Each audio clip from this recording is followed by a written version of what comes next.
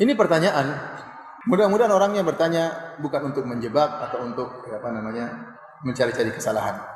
Apalagi zaman sekarang ini kita sering diadu domba ya. Pertanyaan, ayah ibu Rasulullah di surga apa di neraka? Ini pertanyaan sering ya ditanyakan ya. Kalau orang mencari-cari kesalahan bisa menimbulkan adu domba. Namun saya ingin jawab karena ini bertanya tentang ilmu. Saya katakan para hadirin hadirat yang dirahmati oleh Allah Subhanahu wa taala bahwasanya kita sangat mencintai Nabi sallallahu alaihi wasallam. Dan kita sedih apa yang disedihkan oleh Nabi sallallahu alaihi wasallam dan kita gembira apa yang digembirakan oleh Rasulullah sallallahu alaihi wasallam. Rasulullah SAW sedih tatkala dia minta izin agar memohon ampun bagi ibunya. Allah tidak mengizinkan. Dan kalau Rasulullah SAW minta izin untuk menziarahi ibunya, maka diizinkan oleh Allah Subhanahu wa taala. Kemudian juga tatkala ada seorang bertanya kepada Nabi SAW, di mana ayahku? Kata Rasulullah SAW, ayahmu di neraka. Kemudian ini dalam Sahih Muslim. Ketika orang itu sedih, kata Rasulullah SAW, inna abi wa abaka finnar. Sungguh ayahku dan ayahmu di neraka. Taib.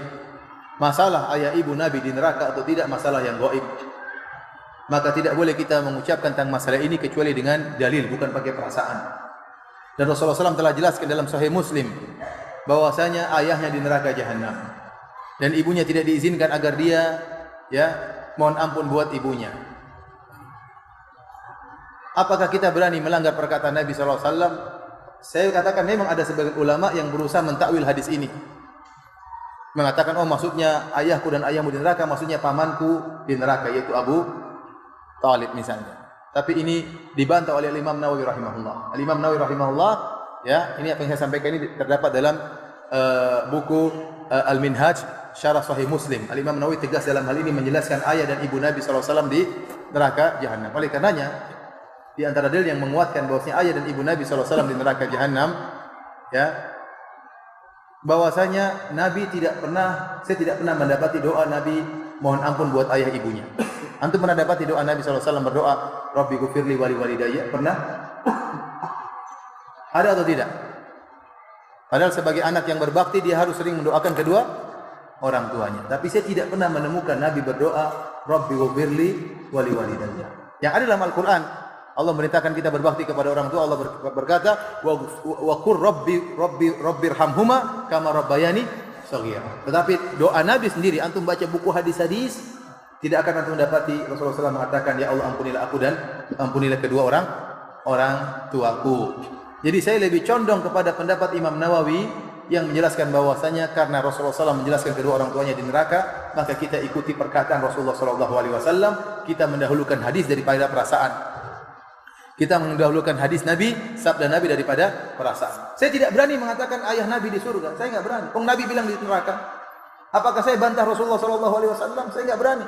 Kalau anda punya dalil ayah Nabi di surga, saya akan mengatakan, saya ikuti, karena ini masalah gaib, saya akan ikuti apa yang diucapkan Nabi. Datangkan dalil yang sahih bahwasanya ayah Nabi di surga. Apa susahnya bagi saya mengatakan ayah Nabi di surga? Tidak ada susahnya kalau ada dalilnya. Justru saya pingin ayah Nabi di surga karena itu ayahnya Rasulullah SAW. Justru saya ingin ibunya Nabi di surga karena itu ibunya Nabi SAW. Nabi sedih tatkala mengunjungi kuburan ibunya sampai Nabi menangis, wa abka man haulahu, para sahabat juga ikut nangis. Tetapi kalau tidak ada dalilnya, masa saya berani ngomong sesuatu yang tidak ada dalilnya? Baik, ada yang mengatakan ada hadis menunjukkan Rasulullah SAW menghidupkan kembali kedua orang tuanya, suruh masuk Islam, akhirnya masuk surga. Hadisnya lemah, hadisnya palsu, tidak kuat dibandingkan dengan hadis dalam Sahih Muslim. Dan wallahu alam ada hikmah di balik itu. Wallahu alam bisawab, kita tidak tahu ada hikmah apa yang Allah kehendaki. Tapi pasti ada hikmahnya. Ada yang mengatakan dengan perasaannya, Ustaz, bagaimana ibu Nabi masuk neraka sementara Nabi pernah di perutnya selama 9 bulan? Saya bilang dia punya jasa. Namun demikian Allah mentakdirkan, sebagaimana Allah mentakdirkan ayah Nabi Ibrahim masuk neraka jahanam. Padahal Ibrahim tidak muncul kecuali melalui air mani ayahnya. Iya atau tidak? Kemudian saya sampaikan juga bahwasanya jasa Abu Talib lebih besar daripada jasa ibu Nabi. Ibu Nabi sekedar mengandung. Abu Talib rela mati membela Rasulullah sallallahu alaihi wasallam sehingga tersebarlah dakwah tatkala itu. Namun tetap juga dia dalam neraka jahanam. Ada yang mengatakan, "Ustaz, bagaimana Anda memvonis Abu Bakar, ayah Nabi dan ibu Nabi di neraka?" Bukan saya yang vonis. Saya enggak berani vonis. Saya pingin ayahnya Nabi masuk surga, saya pingin ibunya Nabi masuk surga. Tapi Rasulullah yang mengatakan demikian. Rasulullah SAW yang mengatakan demikian. Ada yang mengatakan dengan perkataan-perkataan demikian, namun saya katakan kita mendahulukan perkataan Rasulullah sallallahu alaihi wasallam. Kita mendahulukan perkataan Nabi sallallahu alaihi wasallam. Syubhat yang paling kuat dalam masalah ini kata mereka bahwasanya ayah Nabi dan ibu Nabi dulu di masa fatrah belum datang dakwah kepadanya. Dan Allah berfirman, "Wa ma kunna mu'adzibina hatta nab'atha rasula." Dan kami tidak akan mengadab satu kaum sampai kami mengutus rasul. Nah, ayah dan ibu Nabi belum ada rasul tatkala itu, bagaimana divonis neraka? Saya kata ini sudah dibantah oleh Al-Imam Nawawi. Ya bahwasanya ada orang-orang sebelum Nabi datang sudah divonis dalam neraka jahanam. Contohnya Amr bin Luhai Al-Khuzai. Amr bin Luhai Al-Khuzai dalam Sahih Bukhari, Rasulullah SAW mengatakan, "Ra'aitu Amr bin Luhai Al-Khuzai yajurru qasbahu finnar." Aku melihat Amr bin Luhai Al-Khuzai menggeret ususnya di neraka jahanam.